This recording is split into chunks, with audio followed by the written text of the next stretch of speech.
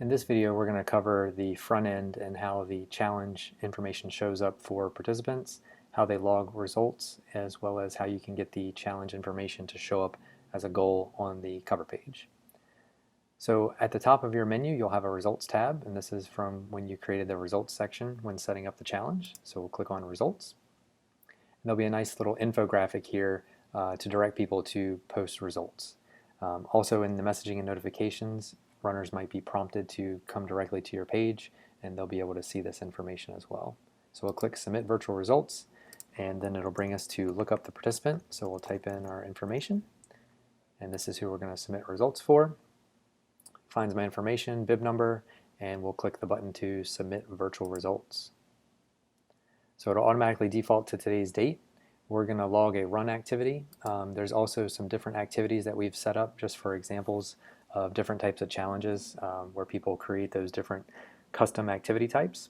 Today we're going to log a run, and we're going to say we did 3 miles in 21 minutes and morning run. This next button is going to be an option where it requires the participant to be logged in order to submit results. There's multiple different ways that participants can interact and post that activity. So in order to show off those, we're going to uncheck this information. I have recorded some other activities just to get some data into the results, and runners can manage those activities to update the information if they log something incorrectly and accidentally put 1 mile instead of 10 miles or things like that. So we'll click Submit Activity. It brings us to a success message screen, and it lets them know that the results have been posted, but they will show on the results page in the next 1 to 3 minutes. And that's because we want to make sure that we're sorting the leaderboard properly, and multiple people can be submitting their activities all at once. So we need to make sure that those get sorted appropriately. So we'll click back to the results page. And this will take me to my individual results section.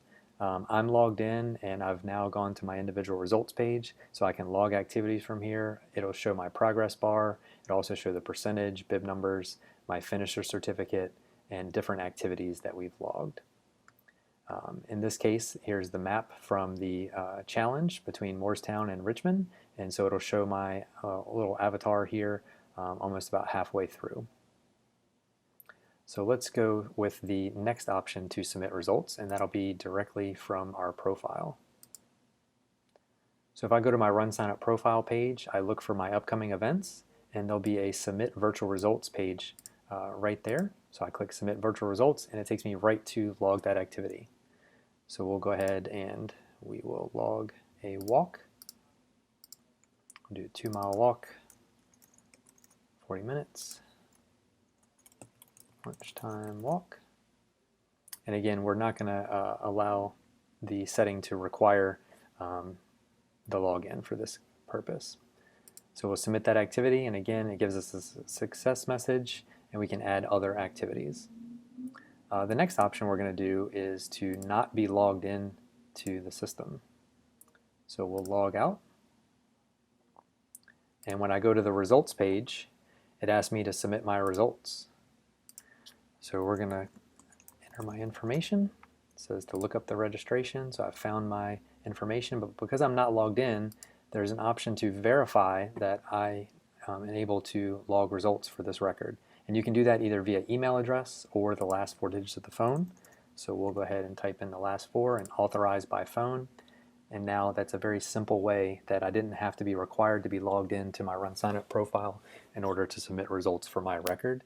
It's also great if a family of 4 registers and you have multiple sub-accounts on the same profile. Those other people that were in that transaction can easily log their results without having to have the primary user log in or do any type of account sharing. So again, we'll just log another result just for test purposes. And submit activity. And so we'll log back in one time to show another caveat of the result submission. And we'll put in a MFA.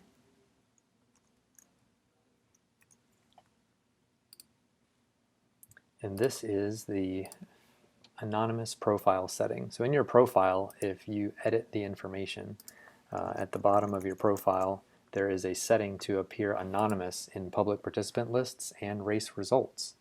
So this can be a little confusing because as a race director or timer that has full access to the race, you can see the information. But if the participant's not logged in, or other participants that may or may not be logged in, this record will be basically invisible to those people. So we're going to set up as anonymous. We're going to go to the front end of the race and click on the results. And just as normal, we'll click the button to submit virtual results. I'm going to type in my information, and it's going to say I'm not in the race, but I have a confirmation email and I should be in the race.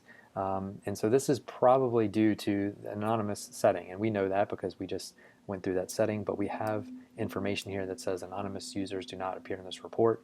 And if you have a registered anonymous account, you click here to manage that registration. So that'll bring us to the upcoming race page, and I can click Manage Registration, and boom, I'm right here looking at my registration record to submit results. So that's typically the case. Anonymous users may have done this many years ago and completely forgot about it. Just make sure they're logged into their RunSignup profile. That's generally the easiest way for them to submit results to the race. They can also edit their profile to no longer be anonymous. And if they are anonymous, you're basically required to be logged in. So we'll check that box to allow all future submissions must be on the front end. So again, we've logged a bunch of different activities. They all take about 1 to 3 minutes to show up. But we'll go back to the results page to see the information. And let's show a neat option here as I've been running the miles. On the front end of the page, you have a data component. This is a cover page that we cover in our blog, and we have some presentations and webinars on how to customize a nice little cover page. This data component right here is going to be in real time as how many miles the entire race has completed. So obviously there's only one participant in here, so it's 119 miles. We set a goal as a community in a race to try and run 100,000 miles together, and so it'll have this nice little overall goal that we're all in this together, and we're all trying to run our part to do how many miles that you want to set up for a goal. So that's a neat little data component that you can add when you have challenges. Since this is a summer challenge, I also kind of coupled that with another data component for counting down to the end of summer for when people can log their activities. So let's go back to the results page and show a couple different things that you can do from a race director or timer perspective as far as what displays in the results. So if you click this edit button right here, this will edit the results table. And so you'll see that it'll pull up information where you can hide certain columns, show certain columns. So we have the city, state, and country hidden.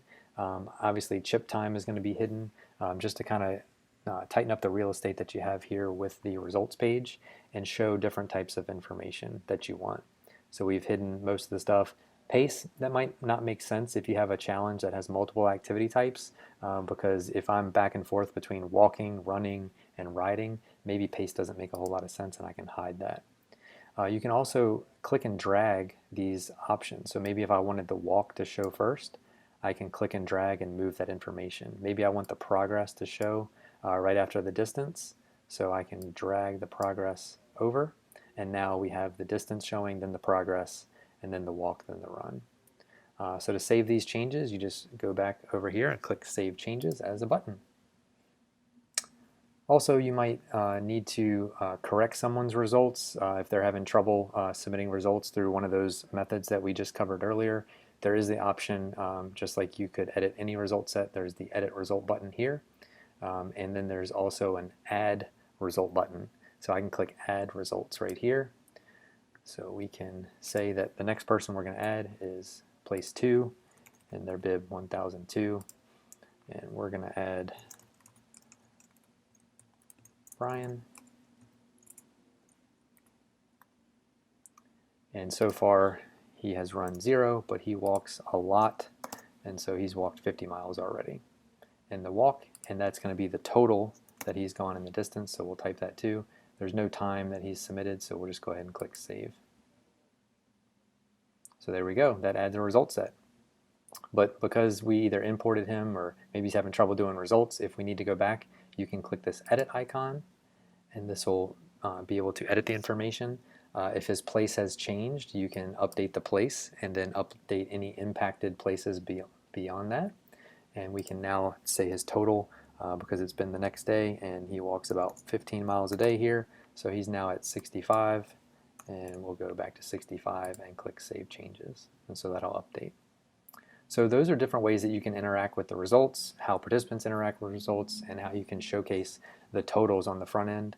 So let's go and see if we've added our total distance 122 and 65. Again, it does take a little bit to update, but there we go.